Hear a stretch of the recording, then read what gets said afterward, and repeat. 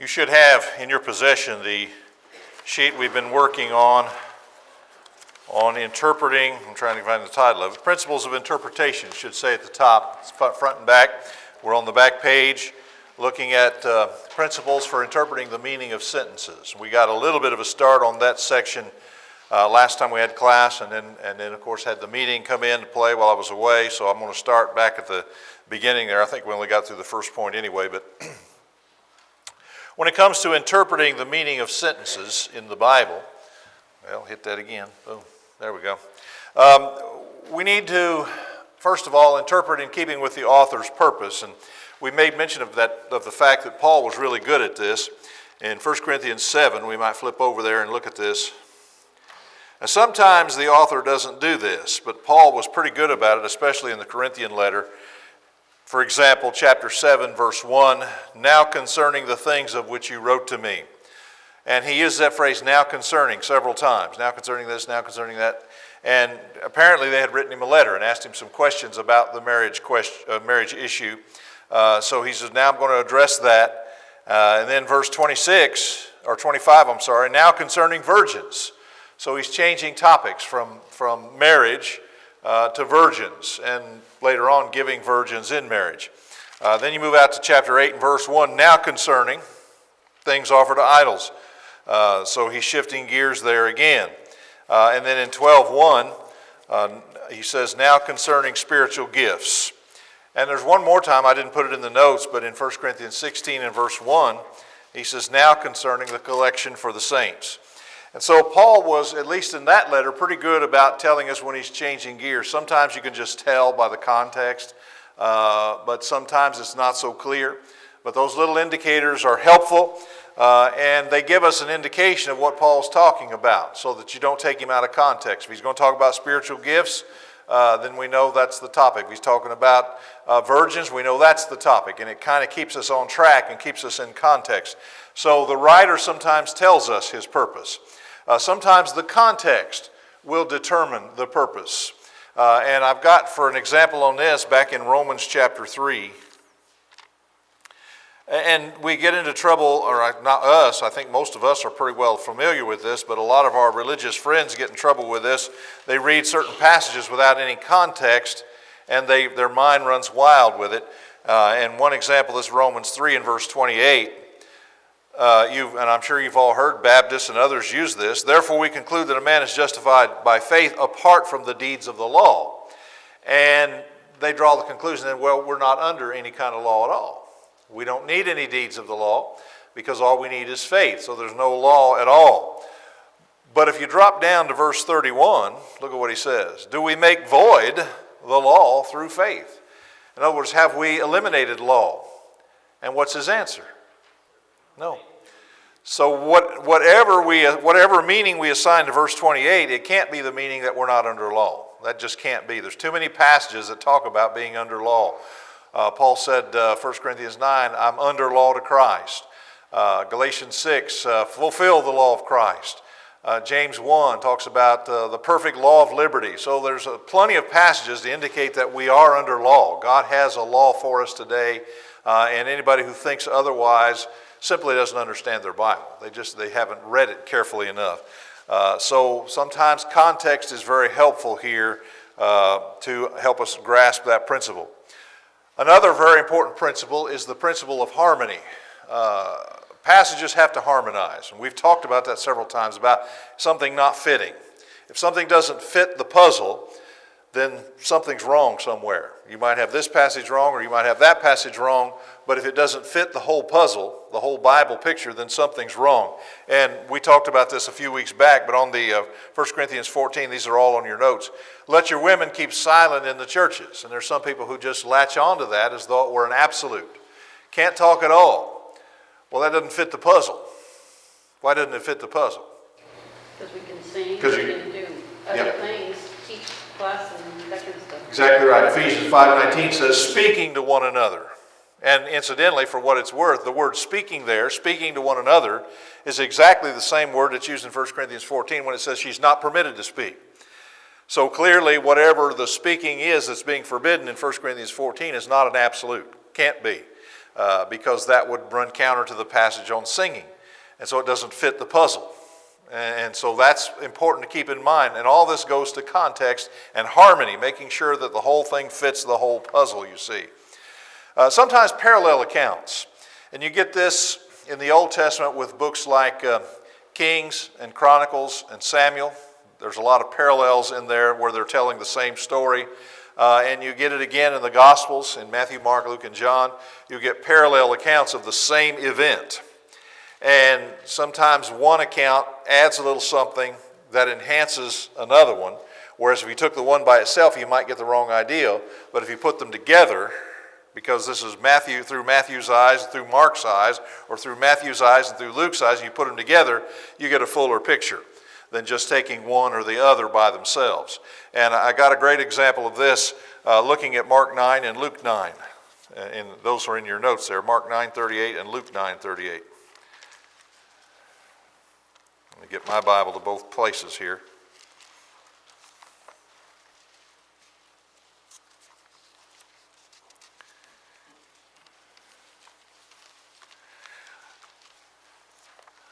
Okay, Mark 9, verse 38, the mysterious Jewish exorcist. And John answered him, and the him there is Jesus, Mark 9:38. Teacher, we saw someone who does not follow us casting out demons in your name, and we forbade him because he does not follow us. Jesus said, do not forbid him, for no one who works a miracle in my name can soon afterwards speak evil of me. For he who is not against us is on our side. So this Jewish exorcist, we don't know who he was. He's not identified by name, but he's casting out demons. And Mark's account says he does not follow us. And if you just read that by itself, you would think he's not listening to the apostles until you read Jesus' answer, of course, which is a little bizarre without context. But he said, don't forbid him. You let him go ahead and work miracles. Because no one who works a miracle in my name can soon afterwards speak evil of me. Somebody explain that to me. What's he saying here? Well, I believe, to me, I would think if a man can do a true miracle, then he'd be a follower of God. There you go. There you go. And so, yeah, that's exactly what Jesus is saying there. If a man's working a true miracle, he can't speak evil of me. He's inspired. That's the reason he's working the miracle in the first place, to confirm his message.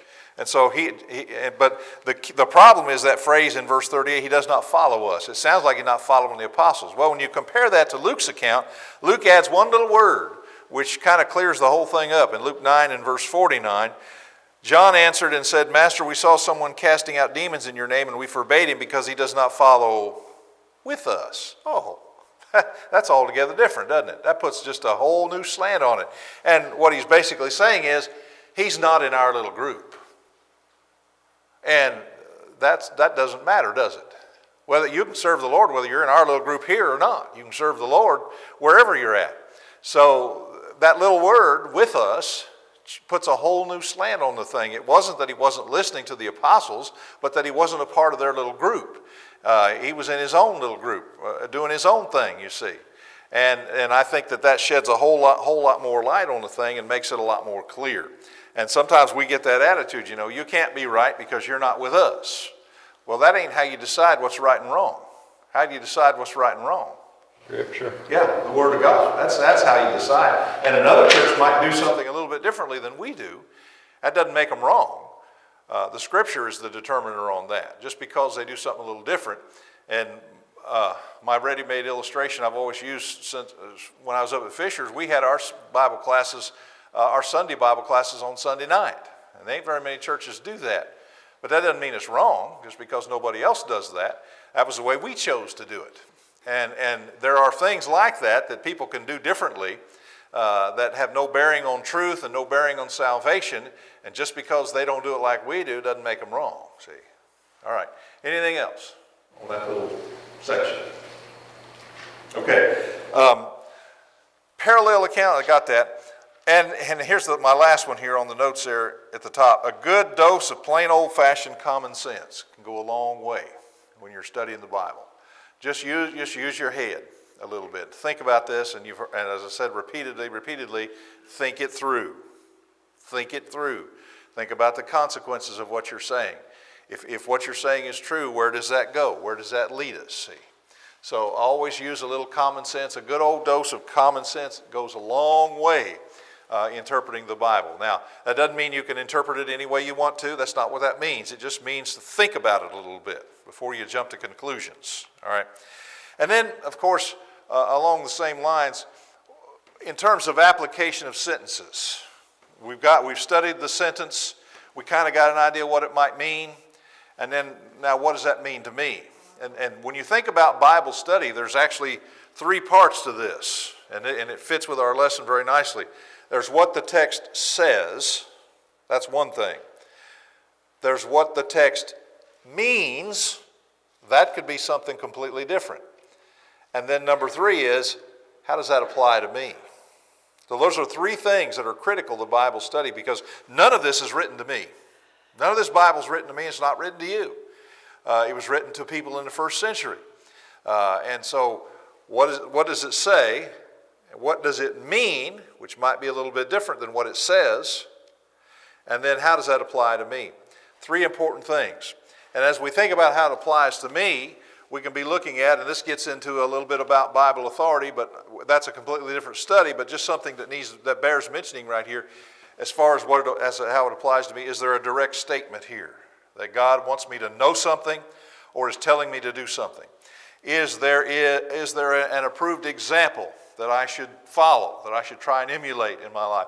Is there a necessary conclusion that God is wanting me to draw? And I put some scriptures to this just to show you, even though I think that statement, example, and implication are just common sense principles of interpretation, in whether you're talking with somebody on the street, whether you're teaching your children, whether you're communicating with somebody at work. That's just how communication is done. But just to show you also that this is biblical, Paul said, 1 Corinthians 14:37, if anyone thinks himself to be a prophet or spiritual, let him acknowledge that the things that I write to you are the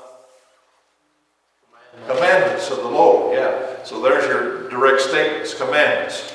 And then for an example, we might look at 1 Corinthians 16 and verse 1. And Paul is giving them instructions about how to take up a collection. It's important to note, and this gets back to context here, this collection Paul's writing about here in 1 Corinthians 16 was a very specific collection for a very specific purpose. We miss that sometimes, but I think it's important to note that in its context. Verse 1, now concerning the collection for the saints, as I've given orders to the churches of Galatia, so you must do also. On the first day of the week, let each of you lay something aside, storing up as he may prosper, that there be no collections when I come. And when I come, whomever you approve by your letters, I will send to bear your gift to Jerusalem. I read that verse there because that completes the thought. And he's saying here, this is a special collection for a special purpose. We're relieving the saints in Jerusalem. That's what we're doing. And I want that all collected up and ready to go when I get there, so I can just pick up the bag and move. I don't have to stand around and collect it up after the fact. It's already collected. It's already in one wad. All I got to do is come by, pick up the bag, and go. Okay, that's basically the idea. So that was a very specific collection for a very specific purpose. But notice what he says in verse 1. As I've given order to the churches of Galatia, so you must do also. That's an example. He's saying, you look at what I told them to do and you do the same thing. And that tells me something. That if the churches of Galatia could do it, and the church at Corinth can do it, then the church at Walton Chapel can do it too. We've got equal authority to do the same thing they did. Okay? What did they do? Well, they laid by and store on the first day of the week. So if we need money, that's a biblical way to do it. We have an example right here. This is how you're going to raise money. You don't have bake sales, don't have car washes, we don't sell cookies. We lay by and store on the first day of the week. And if they did it, if it was good enough for the church of Galatia, good enough for the church at Corinth, it's good enough for us. We know this is a biblical plan. So you have an example, an approved example of how to raise money. And of course, another thing we overlook sometimes in giving is not an end in and of itself. It has a purpose. It's a means to an end. What's the purpose of giving? Carry out the work of God. Yeah. We came together here to do a certain work in this community, to preach the gospel and to edify the saints. And believe it or not, that requires money. If we're going to meet together, we've got to have a place to meet. That requires money. If we're going to sing songs, it requires song books. That requires money. If we're going to have Bible classes, that requires material. That requires money. So you can't operate a local church without money. It's just a necessary. So the whole collection thing is a practical thing. And that's really what it is. And I think we lose sight of it. We just think it's an end in of God just wants me to put some money in here and he's happy. And we've missed the point. The point is that that is a stepping stone to a bigger end. And the end is supporting the work of the Lord, which requires money. And we have a radio program, that requires money. You have a preacher that gets supported, that requires money. Sometimes you help needy saints, that requires money. So the contribution is a means to that end, okay?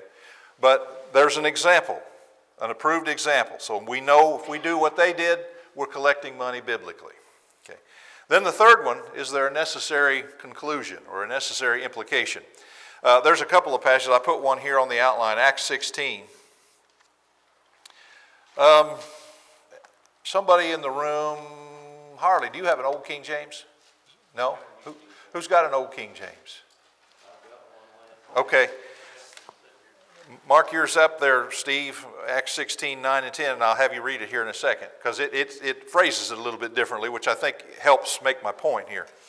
But Acts 16, they're on the second missionary journey, and it says in verses 9 and 10, a vision appeared to Paul in the night. A man of Macedonia stood and pleaded with him, saying, come over to Macedonia and help us. Now, this is a vision. He didn't really see this man. This man wasn't really there. It's a vision, okay? Now, after he had seen the vision, immediately we sought to go into Macedonia, concluding that the Lord had called us to preach the gospel to them. Now, that man didn't say that. He didn't say, come over here and preach the gospel. That's not what he said. What did he say? Come help us. Now, how do you get from come help us to he wants us to preach the gospel? How do you make that leap? This is what's called a necessary conclusion. Now, stop right here. Steve, read verse 10 in King James Version. And after he had seen the vision, immediately we endeavored to go into Macedonia, assuredly gathering that the Lord had called us for to preach the gospel unto them. Did you catch that? Assuredly gathering. Now, the New King James says concluding. It means the same thing, but I like the language of the Old King James because it lends itself to this idea of assuredly gathering, necessarily concluding. That's really what we necessarily drew this inference. And so you put yourself in Paul's shoes. I'm on a preaching journey. I'm on the second missionary journey. My mission is to preach the gospel. Now God sends me a vision. And in the vision, this man says, come to Macedonia and help us. It's called putting two and two together. I'm preaching, and the man says we need help. 2 and 2, he wants me to preach the gospel. That's called a necessary implication, assuredly gathering. That's a legitimate means of interpretation of any kind of communication, by the way. We imply things all the time. I've used this as illustration in sermons before. There was a guy, the preacher was preaching about command, example, necessary inference. Some guy come out and he says, I don't believe in necessary inference. And the preacher said, why, any idiot knows the Bible teaches by inference. And that guy says, I don't believe you called me an idiot. He said, I didn't call you an idiot. And the guy said, yeah, but you implied it. And the preacher said, gotcha. Gotcha. You understand implications. Sure you do. We do that all the time. And so, implication. All teaching, all communication is done that way. Statements, examples, implication. That's the way all communication is done, including the Bible. Okay? Before we move into the next section about words, any questions on this idea of interpreting sentences? Okay. Next section then on interpreting words. This is where you get down into more detail. Okay, you look at paragraphs, and some Bibles are written in, I don't know what kind of Bible you use, but some Bibles are written in a paragraph format, which is nice for reading. Okay, and it's got all your sentences in a paragraph put together, and then it makes a separate paragraph, so it's written in, so it's more natural, like you would like you would be reading a document. But for preaching purposes, I like verse by verse, where every line starts a new verse. Verse 1, verse 2, verse 3, verse 4. When you get in the paragraph, verse 1, verse 2, verse 3, and you struggle to find them, see. Nothing wrong with the layout, but it kind of makes it hard for preaching purposes. But what I said all that to get to this. Paragraph Bibles are nice because you get the whole thought. So when you're studying the Bible, you look at the paragraph, you look at the sentences, which we just talked about, and then you get down into the words themselves, and down to the nitty-gritty here of interpretation. Get down into the words. So paragraphs, sentences, then words. Right down to the nitty. Don't gloss over words. If you don't know what something means, remember what your elementary school teacher used to tell you? If you don't know what that means, what'd she say? Look it up. Yeah. Look it up. And that's how you learn. So if you come into a word in the Bible, you don't know what it means, look it up. And sometimes, even to this day, there'll be a word that I don't read every single day. It may be in one or two places in the Bible, in the Old Testament, that I don't look at all the time. And I come and I stop and look it up again because I forgot what that word meant. And there's no shame in that. That's how you learn. Okay? So look it up. And so we talk about interpreting the meaning of words. And rule number 1, always interpret words literally unless there's a compelling reason to do otherwise. Okay? You take words literally unless there's a reason not to. And the next lesson after this one is all about figurative language, and there's plenty of it in the Bible. Okay? I'm not saying everything in the Bible is literal. There's plenty of figures in the Bible. But the rule number 1 is you take the words in their literal sense unless there's for some compelling reason not to, unless it's untenable. And I got some examples here just to show you. In Luke chapter 13, Jesus called Herod a fox. That one, you know, if you had an interactive Bible, it would be going, This is not literal. This is not literal. Okay, so Luke 13, verses 31 to 32, if I can ever get my Bible over there. On that very same day, some Pharisees came to him saying, "Get out, depart from here, for Herod wants to kill you." And he said, "Go tell that fox, behold, I cast out demons and perform cures today and tomorrow, and the third day I shall be perfected." Go tell that fox. Suppose Herod had a bushy tail and pointed ears? Yeah, obviously that's figurative. And it would be untenable to take that literally. It wouldn't make any sense. You know, nobody believes Herod had a bushy tail and pointy ears and big fangs. Nobody really believes that. He's not literally a fox. And I'm just saying that because sometimes it jumps out at you. Other times it's not quite as obvious. But sometimes it just jumps out at you. You can't take the word fox literally there. That's a metaphor. And of course, I think you touched on it. What does it really mean? He's sly. Yeah, the old sly fox. Herod's sly. And that's really what he's driving at here. And then Luke 14, moving on out another chapter or so, verse 26. Jesus said, "If anyone comes to me and does not hate father and mother, his wife and his children, his brothers and his sisters, yes, and his own life also, he cannot be my disciple." Now, that's clearly a strong statement. Cannot be my disciple. That's strong. And then the strength is even increased when he says hate. Hate your father. Hate your mother. Hate your wife and your children. I hate everybody. I hate them all. Hate them all. Can't stand them. Clearly, that's not literal. Why would I say that? Because we're commanded to love everybody, Yeah. for one thing. Yeah. The Bible commands us to be people who practice love.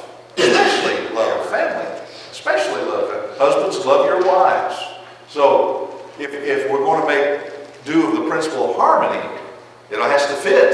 It has to fit the puzzle. Then obviously hate here is not literal. It's a figure of speech. We're supposed to love Jesus more than we ever loved our family. And that's really what he means. When you compare your love for mom or dad or husband or wife to the love you have for God, the love for God is so great that it looks like you would hate your mom and dad. Because you tell them no. Go ahead. Mine give reference over Matthew 10:37. 10:37. And it says, "He who loves father or mother more than me is not worthy of me. Yeah. And who loves son or daughter more than me is not worthy of me." Yeah. So if you don't love more than, you love less than. So to hate here means to love less. That's what, and that one passage explains the other. See, and that it brings up what we said a while ago about using parallel accounts. The Matthew account, love father and mother more than me, is parallel to this one and explains it. So one explains the other. It's not literal. You don't literally hate all these people. You don't literally hate your own life. There's nothing literal about that. But you know, there's people out there who say, well, that's what Jesus said. I take it literally. I take every word Jesus said. I believe everything he said. And there are people out there who are like that. And that's why you run into these people that, like in the women's apparel, don't cut your hair. You know, and you see them with the Pentecostals, them great big old buns wrapped around way up here, way long hair, and they don't ever wear any makeup, and they don't ever wear any jewelry, because they're taking Paul literally when he said, not with braided hair or gold or pearls or costly array. And they're taking him literally and missing the point of the whole thing. What's the point there when he says, not with braided hair or gold or jewels, but The inward adornment. there you go, the inward adornment, that's right. He's stressing the inward being more important than the outward. The outward is not nearly as important. We shouldn't place nearly as much emphasis on it as we do. We should focus on the inward man and being the right kind of person. Never mind about how we look. We should be the right kind of person. So, but this is where you get into taking things too literally. You know, sometimes it wasn't intended to be literal. That's why I said there's what it says. It says hate. There's what it means. It means to love less. And then there's how it applies to me. God has to be first. See, so what it says, what it means, how it applies. Very important. 3 separate steps. But that all need to be accomplished here. And then, of course, the famous drink this cup. Nobody ever swallows a cup. But that's what he literally said. Drink the cup. Well, you don't drink the cup. You drink what's in the cup. That's right. But it's figurative language. Cup stands for the contents in that passage.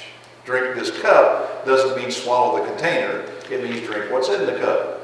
And you're sitting at a restaurant, you say, I think I'll have another cup of coffee. She's not going to bring you another container. She's going to take the container that's already sitting there that you've already dirtied up, and she's going to put more coffee in that. That's not another cup. It's another cup full is what that is. So figurative language. So you always take them literally unless there's some compelling reason not to. And I showed you 3 examples there of reasons you wouldn't take those verses literally.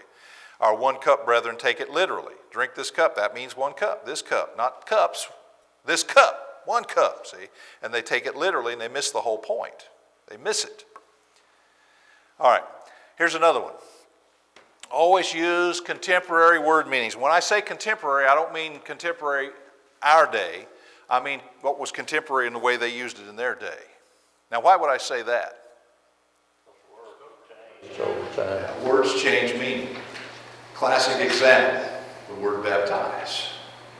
In the Bible, in Bible days, the Greek word baptizo meant to immerse, that's right.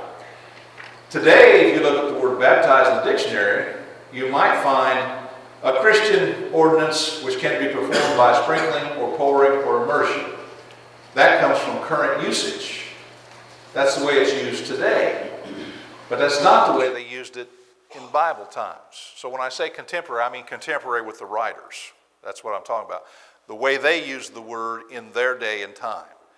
That's what's critical. It's not what it means today. It's what it meant to them at that time. That's vital in understanding the Bible properly. I use the example of baptize. The word church. Today, if you look up the word church, you might find a congregation or a group or an assembly, which is correct, but you might also find a building in which a church meets. And then people drive down the road and say, ain't that a pretty church? And they're talking about that building.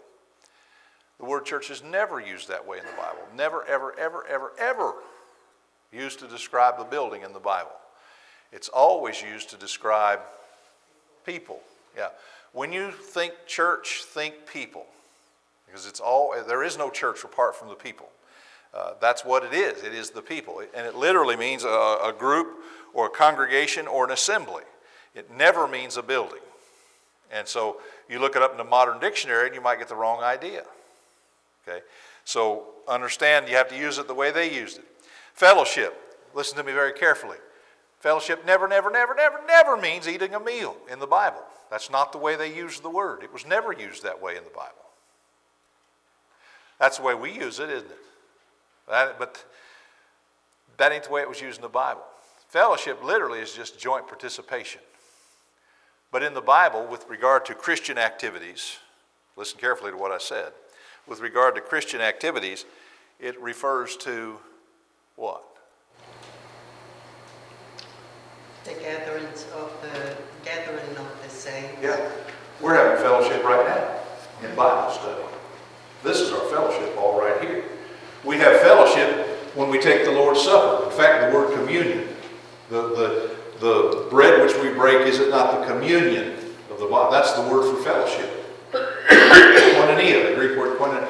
Is it not the fellowship of the body of Christ, or the sharing of the body of Christ?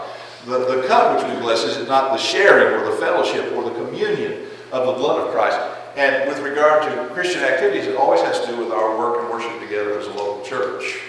It never is used to describe a meal. Today, people hear the word fellowship and they start smelling coffee and donuts. Oh, good fellowship. No, that's not the way it's used. You will never find it used that way in the Bible, not once, ever.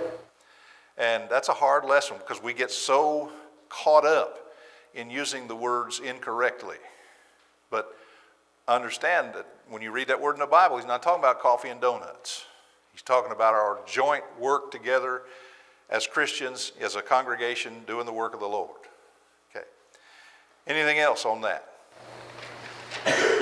Okay. I'm looking at the clock. We're running low on time. I might be able to get one more point here on number C there, but some words in the Bible, and this is important too, the Bible almost becomes its own dictionary. Some words take on a very special sense. And in the Bible, they can be used in both a general sense and in a special sense. That makes it even more complicated, and I gave some examples here. The word church is an example. It can be used of any group. There is, for instance, the reference in the book of Acts to the church in the wilderness. It was talking about the Jewish people. Okay, and there was a mob in Acts 19 that gathered, and it was the same Greek word, ekklesia. It was the riotous mob that gathered and want to kill Paul. The word church is used there. But predominantly, it takes on a very technical meaning. And it's not talking about just any old group, but God's group, God's people. I will build my church, for example. And now the word church takes on a very technical meaning when you're looking at passages like that, and it's used that way predominantly in the Bible. These other side uses are rare and few and far between in the Bible. They're there, but in the Bible it almost takes on a very technical use. And we'll come back and talk a little bit more about that, but I'm out of time, so I'm going to quit right there.